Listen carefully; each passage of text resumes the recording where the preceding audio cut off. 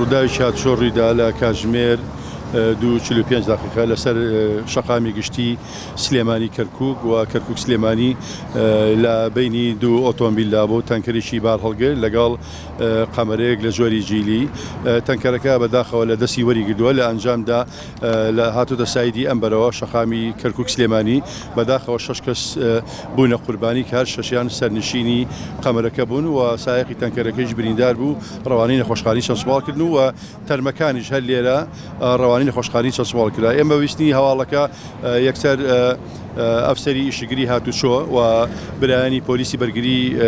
شارستانی و ئاسایش و پۆلیس و بنکەی تەندروستی شەمشەماڵ دەست بە جێگەشتە شوێن ڕووداوەکە و ئەوەی توانلا کاریاساکانی بۆکرا لەبەری کە سنووری قەزای شەمشەماڵ نییە بەڵام ئێمە بە دەنگیانەوە هاتین وەکو ئەرچێکی ئەخلاقی خۆمان و کە ڕووداوێکی هاتوچۆ بووە بۆیە چاوەڕوانی سنووری خەرەنجیرمان کرد کە تەسلیم بە برایانی پۆلیسی ئەوانە بکرێت ئێمە ڕێکاری یاساییەکان و بۆی نەماتوانین حەزمان نەکرد لە سەر شەقامە گشتیەکە قەڵەباڵغێکی ئەوتۆ ڕووداوێتی لێ بکەوێتەوە. قوربانەکان نەتەوەی کوردن و خەڵکی هەمویان دانیشتوانی ناحیەی قەرەنجیرن.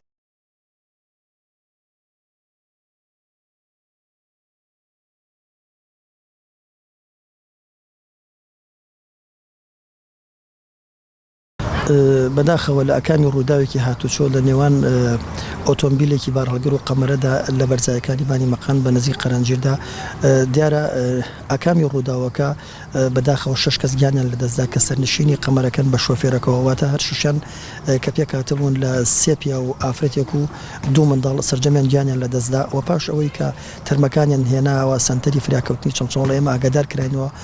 لەلایەن هاوڵاتیانەوە دوو ئەمڵاسمان نرد بۆ شۆنی ڕووداوەکە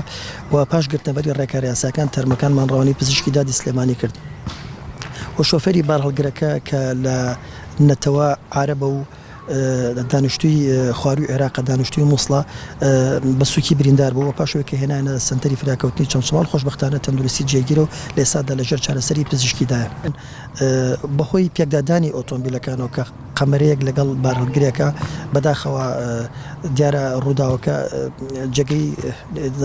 جێگەی ئەسەف و دڵتەزیان بوو کە تەرمەکان بە ئەسەفدا ئێمە دەرەکرا سەرەتا تەرمی منداڵێک و پیاوێکیان هێناوە سنتەری فراکەوتنی چەمچەماڵ دواتر بە هیمەتی هاوڵاتیان و تیمەکانی تەندروستی توانرات تیم تەرمەکانی کە دەرکرێن